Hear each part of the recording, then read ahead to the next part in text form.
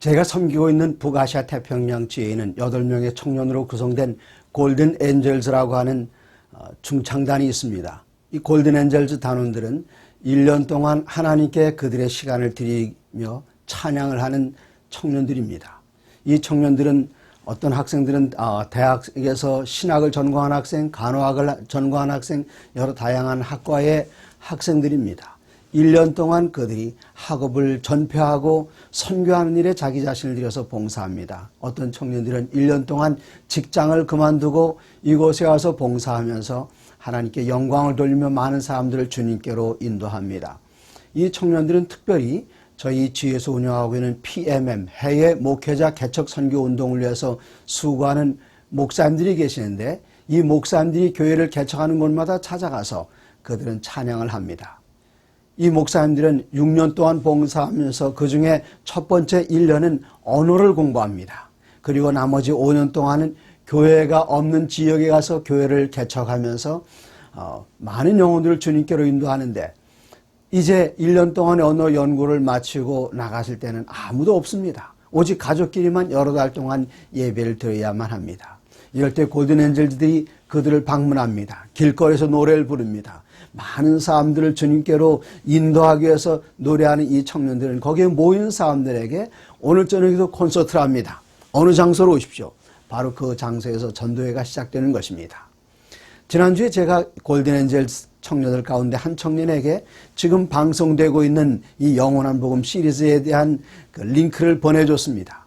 이 형제는 그것을 받자마자 자기 카카오톡 친구 한 230명의 친구들이 있는데 그 친구들에게 이 연결을 보내줬습니다. 그런데 연결을 보내주고 있는 그때에 한 친구가 카카오톡 응답을 보냈습니다. 하람아, 너도 이거 보내니? 우리 어머니도 이거 보내고 계시는데.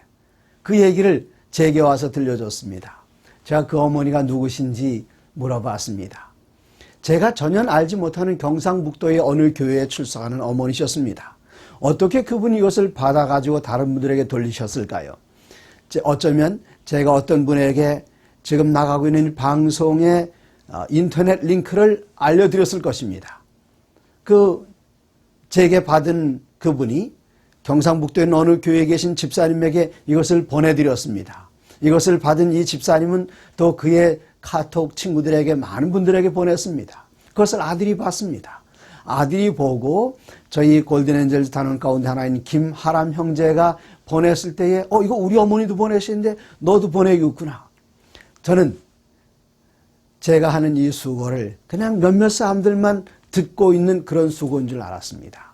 그러나 어떤 분들이 이것을 듣고 받아 다시 옮기고 다시 옮기면서 복음이 확산되는 모습을 봤습니다. 예수님께서 말씀하시기를 천국은 마치 여인이 가루 서말 속에 넣은 누룩과 같다. 이 누룩은 적지만 그 모든 덩어리를 부풀게 합니다. 예수님께서 또 말씀하시기를 천국은 마치 겨자씨 한 알과 같다 그랬습니다. 그 씨는 아주 작은 씨지만 땅에 떨어져 썩을 때에 여기서 싹이 나고 마침내 새들이 앉아서 쉬어갈 만큼 커다란 나무로 성장하는 것처럼 복음은 작게 시작했을지라도 여기에 동참하시는 분들이 함께 힘을 모으고 열심을 가지고 다른 사람들에게 전할 때에 이것은 커다란 복음 운동으로 확산되는 것입니다. 사도 바울은 디모데 후서 4장 1절에서 그렇게 말씀하셨습니다. 하나님 앞과 살아있는 자들과 죽은 자들을 심판하실 그리스도 예수 앞에서 그의 나타나실 것과 하나님의 나라를 두고 엄히 명하노니 너는 말씀을 전파하라. 때를 얻든지 못 얻든지 항상 힘쓰라. 범사의 오래 참음과 가르침으로 경책하며 경고하며 권하라. 그렇게 말씀하셨습니다. 복음은 우리가 항상 전해야 합니다. 때를 얻든지 못 얻든지. 저는 지금 때를 얻어서 말씀을 여러분에게 이렇게 전하고 있습니다. 어쩌면 여러분은 때를 못 얻을 수도 있었습니다. 그러나 여러분께서 갖고 계신 SNS를 통해서 한 곳에 들은 그 복음을 다른 사람들에게 전할 때에 우리들은 때를 얻든지 못 얻든지 항상 주의 말씀을 증거하는 일에 동참할 수 있는 것입니다. 오늘은 여러분과 함께 이방인을 위해서 예수님께서 보내셨던 바울의 배경과 소명에 대해서 말씀드리겠습니다. 구약 성경의 가장 중요한 인물 가운데 하나가 모세였다면 신약 성경의 가장 중요한 인물들 가운데 하나는 바울일 것입니다. 모세는 이집트에 있는 이방 땅에 있는 하나님의 백성들을 이끌어서 가나안으로 보내 그곳에서 하나님의 말씀과 교훈을 가르쳤습니다.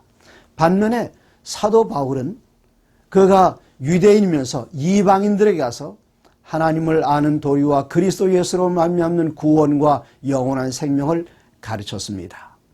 사도 바울은 유대인이었습니다.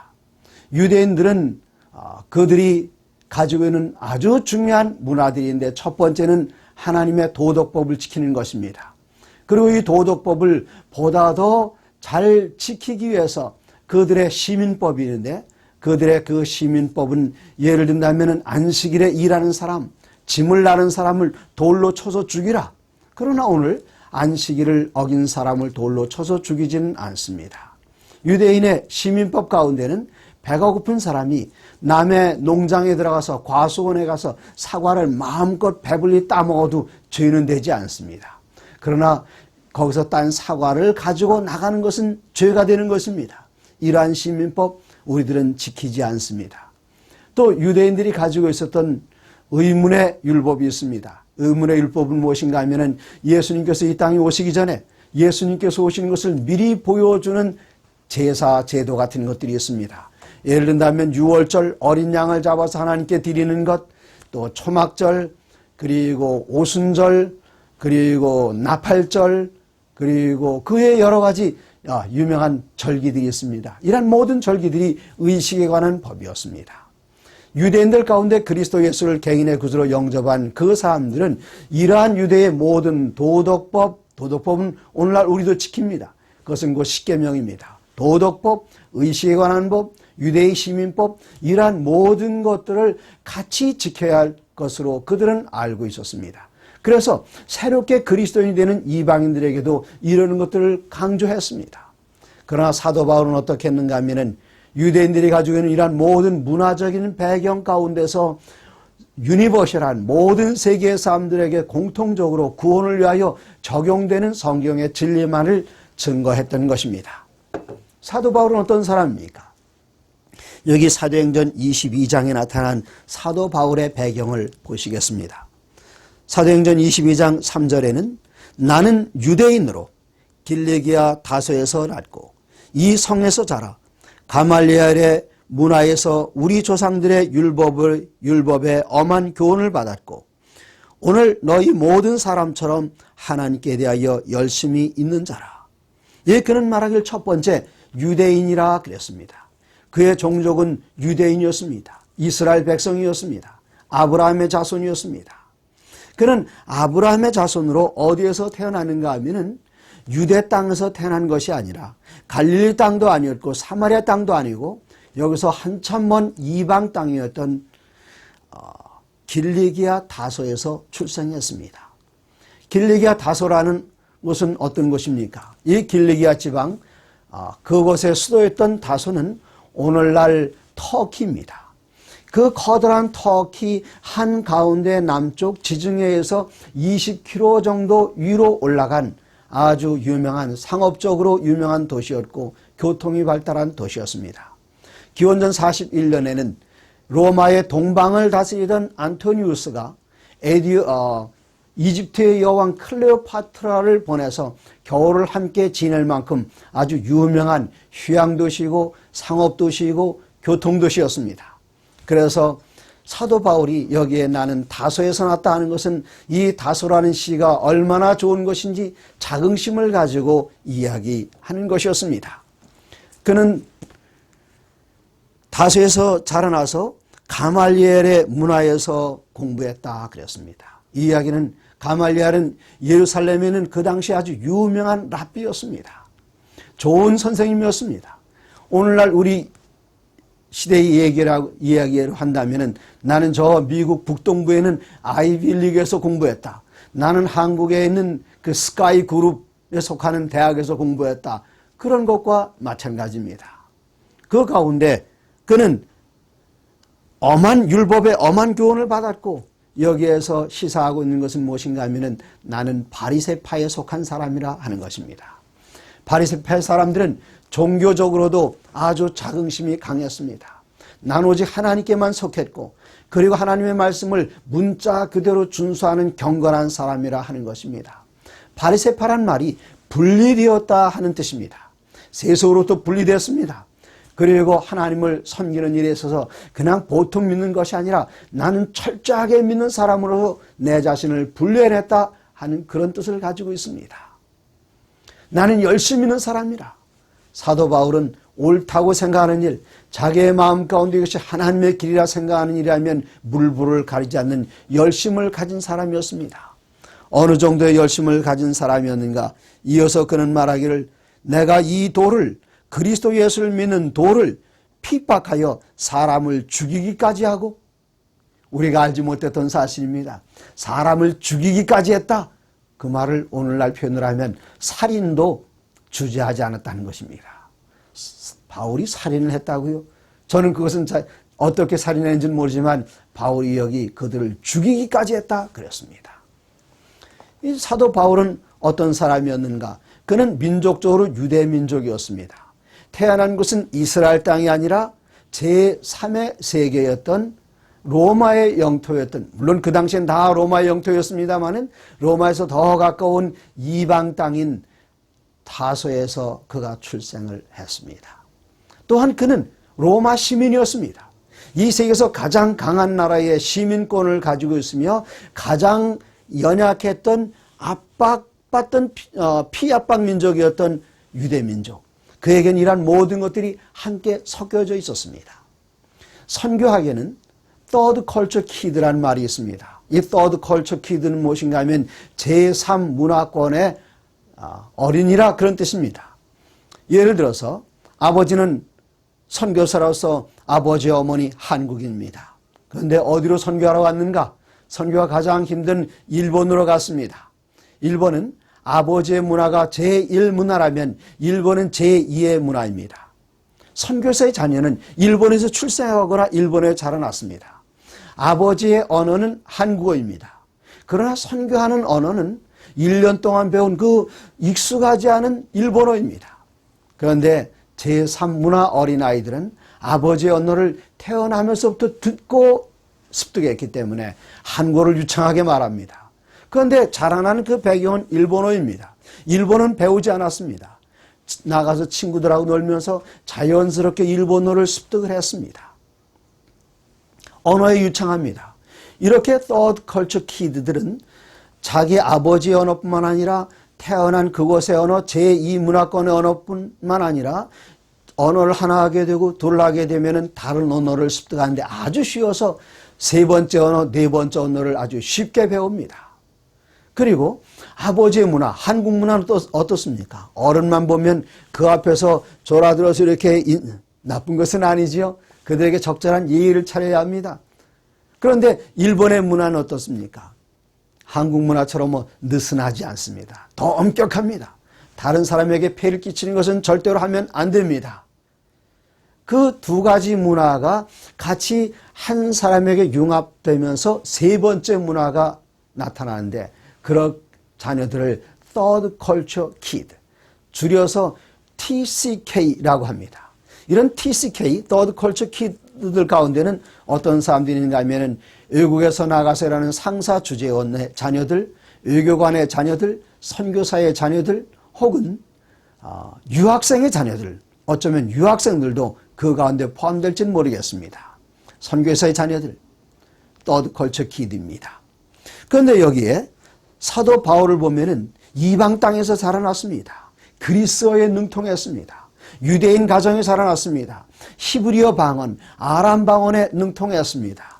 그는 유대인의 율법을 두루 꿰는 사람이었습니다. 동시에 그는 다소에서 자라난 청년처럼 그는 헬라 철학에 대해 정통한 사람이었습니다. 이러한 모든 것이 그 사람 하나 속에 녹아져 들어가 있었기 때문에 사도 바울은 이방인들을 위하여 복음을 전하기에 가장 적합한 출생과 환경을 가지고 있었습니다. 반면에 예수님의 12제자들은 갈릴 지방에서 혹은 유대 지방에서 태어나거나 성장했습니다. 외국을 여행해 본 적이 없는 사람들이었습니다. 학식이 풍부하지 않은 사람이었습니다. 당시에 유행했던 그리스 철학에 정통하지도 않았었습니다. 그래서 예수님의 12제자들이 주로 이스라엘 백성들을 가운데서 복음을 전했다면 사도 바울은 첫 번째로 이방인들을 위해서 복음을 전하기 위해 하나님께서 선택한 특별한 사람이었습니다. 이 사도 바울은 복음을 전하는데 로마서 15장 19절에는 그가 복음을 전한 영역이 표현되어 있습니다. 내가 예루살렘으로부터 두루 행하여 일루리곤까지 그리스도의 복음을 편만하게 전하였노라. 일루리곤은 어디입니까? 일루리곤은 그리스 북동쪽의 지방을 일루리곤이라고 하는데 오늘날 불가리아, 세르비아 그 지역이 일루리곤 지역이었습니다. 예루살렘부터 시작해서 이스라엘 땅 예루살렘에서 위로는 사마리아, 더 올라가서 갈릴리 지방, 더 올라가서 시리아, 그리고 그 넓은 터키를 가로질러서 그리스 반도 꼭대기까지 그가 복음을 전했다 그랬습니다. 이것은 우리가 평생 해도 못할 일을 그는 성인이 되어서 그리스도 예수를 개인의 구주로 영접한 다음 그가 죽을 때까지 이 지역을 샅샅이 다니면서 복음을 전했습니다. 얼마나 넓은 거리, 얼마나 먼 거리인지 우리들은 사도행전 17장과 18장을 읽으면서 사도 바울의 제2차 선교여행 아주 무미건조하게 지명들만 계속 나열되어 있습니다. 우리들은 휙 지나갈 수 있습니다. 그러나 저는 작년 2014년 5월 달에 그 지역을 답사했습니다. 사도 바울이 2차 여행을 하면서 첫 번째는 그는 도보로 긴 거리를 다녔습니다. 그곳을 한 곳 한 곳 다니면서 깜짝 놀랐습니다.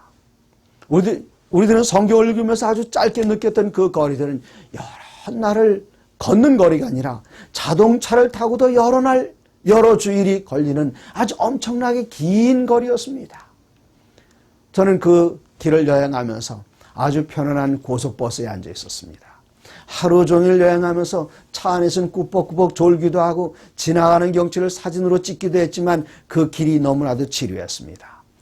그리고 한 곳에 도착해서 사도 바울이 복음을 전하던 그 자리에 서서 저도 성경을 들고 같이 모인 일행들에게 사도 바울처럼 말씀을 전하면서 또 다른 곳으로 이동을 해서 저녁이 되면은 저를 기다리고 있는 아늑한 호텔에서 시원하게 샤워를 하고 잘 준비된 저녁 식사를 하고 아주 푹신푹신한 침대에서 잠을 이뤘습니다. 하지만 사도 바울은 어떻게 했을까요? 그 먼 거리를 걸어 다녔습니다. 자동차가 없었습니다. 마차를 탈 만한 여유도 없었습니다. 그 먼 거리를 저는 여행할 때에 아주 커다란 가방에 매일 갈아입을 옷을 가득가득 넣고 다녔습니다마는 그는 단벌 신사 옷 하나만 가지고 그 몸에서 떼약볕 밑에서 하루 종일 걸었던 그의 몸에서 땀은 얼마나 흘렀겠습니까? 옷의 냄새는 얼마나 많이 났겠습니까? 그가 계획했던 목적지에 도착했을 때에 아무도 기다리는 사람들이 없었습니다. 그가 힘있게 하나님의 말씀을 전했을 때에 그에게 돌아오는 것은 돌팔매와 채찍질밖에 없었습니다. 제가 빌립보 감옥을 방문했을 때에 마음 가운데 깊은 감동을 받았습니다. 그가 빌립보 사람들에게 복음을 전했을 때 결국은 무엇입니까? 밤새도록 매맞고 빌립보 감옥에 갇혔던 그 일. 그는 가는 곳마다 그랬습니다. 그럴지라도 그는 쉬지 않고 복음을 받아들인 그 영혼들이 침례받는 모습을 보면서 그가 내일은 또다시 채찍질에 맞고 내일은 또다시 돌팔매질을 당하고 내일은 또다시 파선을 당하여 바다에서 고생한다 할지라도 그리스도 예수께서 위하여 돌아가신 그 영혼이 주님께 돌아오는 그 모습을 보며 이러한 모든 고생을 상쇄하고 하나님 앞에 기쁨과 즐거움으로 찬양하면서 항상 기뻐하라. 범사에 감사하라. 쉬지 말고 기도하라. 그렇게 말할 수 있었던 것입니다. 사도 바울은 가는 곳마다 그리스도 예수를 전했습니다. 고린도전서 2장 2절에는 내가 너희 중에 예수 그리스도와 그가 십자가에 못 박히신 것 외에는 아무것도 알지 아니하기로 작정하였습니다. 오직 십자가, 오직 예수님, 그것만이 그에게 자랑이었습니다.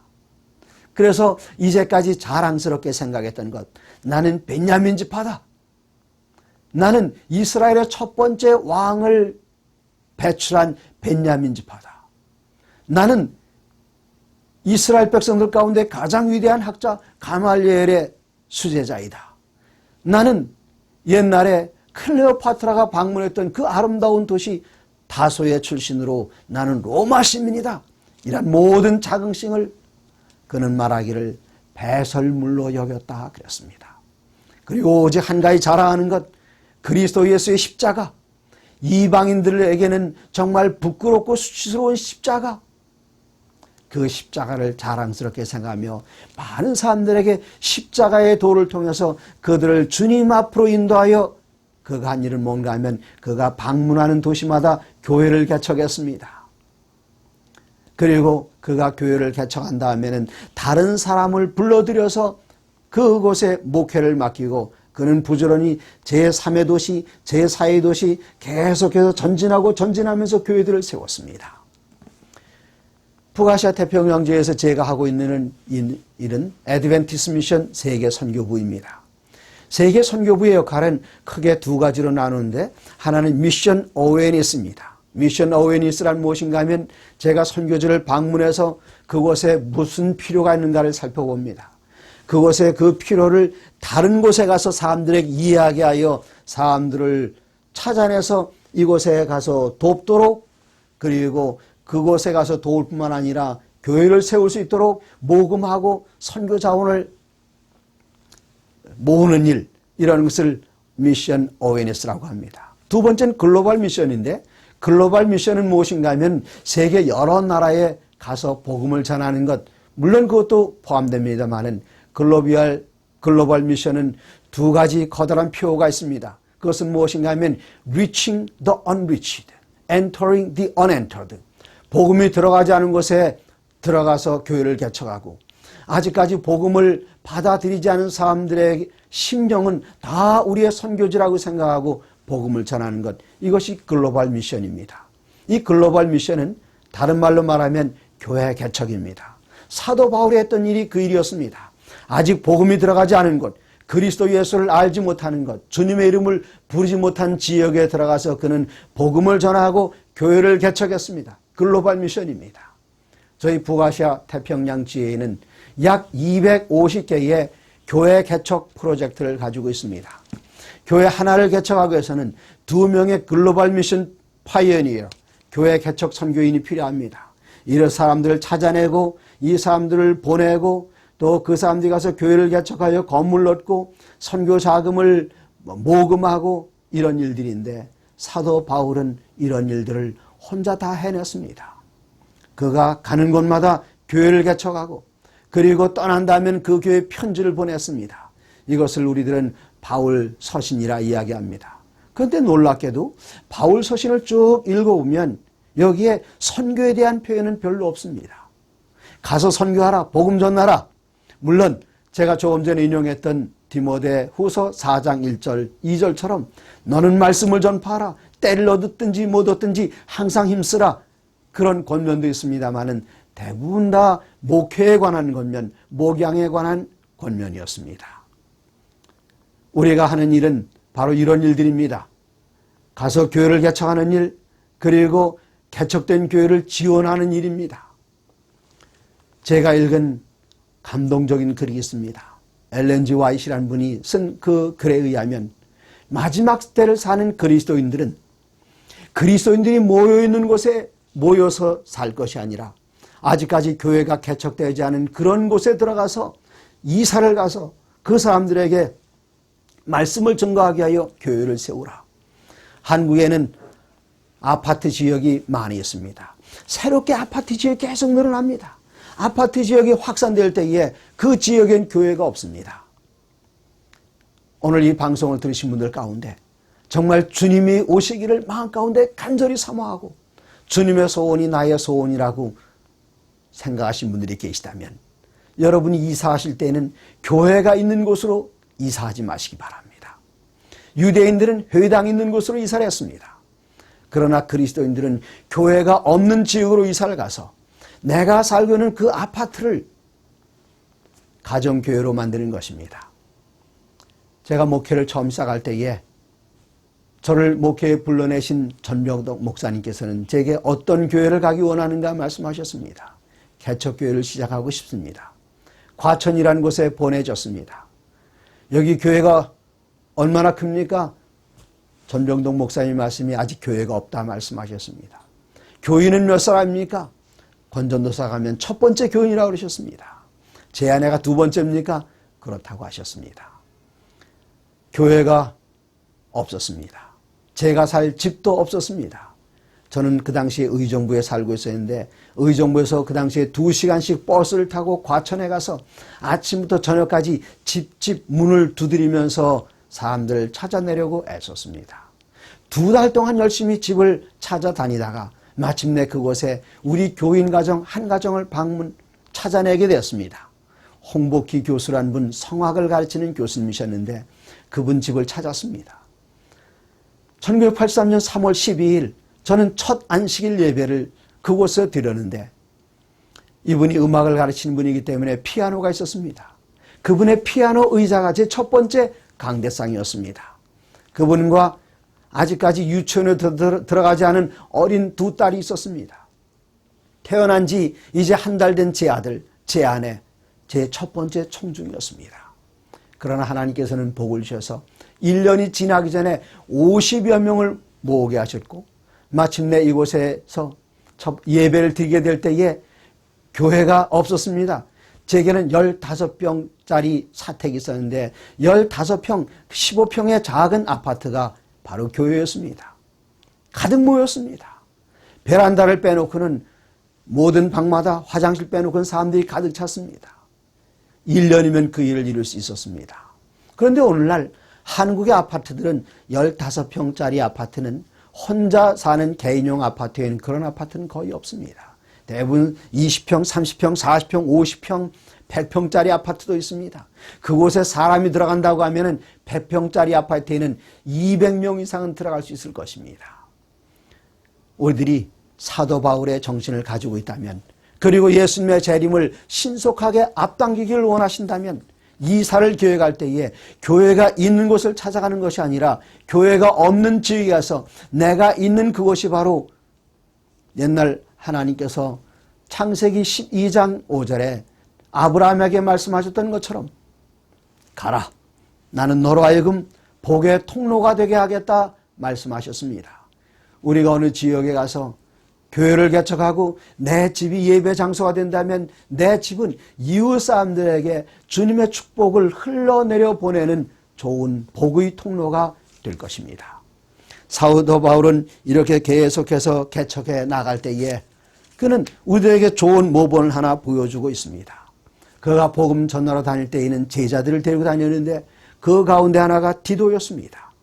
디도는 아버지는 헬라 사람이었습니다. 어머니는 유대인이었습니다. 그 가운데 태어난 디도는 헬라인이었기 때문에 그 주위에는 유대인들이 말합니다. 이 사람이 바로 할례를 받아야 한다고. 그러나 할례를 받는 것은 유대인에게 주어진 의식에 관한 법이지 그리스도 예수를 따르는 사람들 모두에게 주어진 법은 아니었기 때문에 그는 과감하게 거절했습니다. 갈라디아서 2장 11절에 보면 게바가 안디옥에 이르렀을 때에 책망받을 일이 있기로 내가 그를 대면하여 책망하였노라. 어떻게 그럴 수 있습니까? 그리스도 예수 앞에 서열을 논한다면 베드로는 훨씬 먼저 예수님을 영접한 예수님의 첫 번째 제자입니다. 사도 바울은 예수님이 승천하신 그 다음에 나중에 제자가 되었습니다. 그런데 베드로가 잘못했을 때 그는 그 일을 지적해 줬습니다. 베드로가 잘못한 일은 무엇이었습니까? 12절 야고보에게서 온 어떤 이들이 이르기 전에 게바가 베드로가 이방인과 함께 먹다가 이방인들이 얼마나 감동을 받았습니까? 아니 베드로 선생님 당신은 유대인 아닙니까? 어떻게 유대인이 우리와 같이 식사를 하십니까? 이방인 가운데서 그리스도인 된 분들이 정말 마음 가운데 기뻐하고 감동받았습니다. 그런데 그때 식사하는 자리에 누가 왔는가 하면 야고보에게서 온 어떤 유대인들이 들어오는 것을 보고 베드로는 슬그머니 나서 입을 씻고 이방인들과 식사를 안 한 척했습니다. 이때 그 이방인 그리스도인들 마음이 얼마나 많이 상했을까요? 오늘 저희들이 사용하고 있는 그 언어들 가운데 멀티컬처럴리즘, 다문화주의라는 것이 있습니다. 다문화주의란 무엇일까요? 옛날 그리스인들은 두 종류의 사람만 있었습니다. 그리스 사람 아니면 다 야만인이었습니다. 유대인들에겐 두 종류의 사람만 있었습니다. 유대인 아니면 다 이방인입니다. 중국인들에게도 두 종류의 사람이 있었습니다. 중국 한족 아니면 다 오랑캐였습니다. 동쪽에 살면 동이족, 오랑캐이자입니다. 동이족, 우리 한국 사람들이죠. 북쪽에 살면 북적, 오랑캐적자입니다. 러시아 사람 다 오랑캐입니다. 서쪽에 있으면 서융, 서쪽에 사는 오랑캐 융자입니다. 이슬람교에 다 오랑캐입니다. 남쪽에 사는 남만, 오랑캐 남만자입니다. 베트남 사람들 다 오랑캐. 그래서 한족과 오랑캐 두 종류의 사람밖에 없었습니다. 그런데 1950년대 이후로, 특별히 한국에서는 1970년대를 거쳐 80년대 이후로 한국의 단일민족, 하나의 언어, 하나의 문화만 있었는데 외국인들이 점점 들어오기 시작했습니다. 지금 한국 인구 5천만 명 가운데 100만 명 이상이 외국인들입니다. 제가 지방에 있는 교회를 방문하다 보면 거기에 뜻밖에도 한국어를 이해하지 못하는 분들이 있습니다. 필리핀에서 오신 분들, 베트남에서 오신 분들, 몽골에서 오신 분들, 캄보디아에서 오신 분들, 스리랑카에서 오신 분들, 이런 분들이 한국 시골 지역교회에 참석을 하고 있습니다. 한국이란 문화 안에 다른 문화권의 사람들이 와서 같이 있는 그 문화를 다문화라고 이야기합니다. 근데 이 사도 베드로는 그는 유대 문화를 존중하기 위해서 조금 전에는 이방인들과 섞여서 식사를 하다가 아닌 척했습니다. 그것을 그가 꾸짖었던 것입니다. 게바가 이방인과 함께 먹다가 그들이 오매 그가 할례자들을 두려워하여 떠나 물러나매 남은 유대인들도 그와 같이 의식함으로 그 옆에는 다른 유대인 그리스도인들이 똑같이 베드로를 따라서 했습니다. 그 일을 꾸짖었습니다. 사도 바울은 그렇게 하지 않았습니다. 모든 문화를 수용하는 문화권에서 그가 출생을 했기 때문에 그가 다른 문화에 대한 수용성을 훨씬 더 넓혔고 또 새로 입게 하는 이방인 그리스도인들에게도 그 문화를 수용하면서 교회 안에서 그리스도 예수 안에서 성장해 나가게 했던 것입니다. 이제 앞으로 두 주일에 걸쳐서, 앞으로 두 번에 걸쳐서 사도 바울, 이방인들에게 보내진 바울에 대해서 계속 말씀드리겠습니다. 대단히 감사합니다.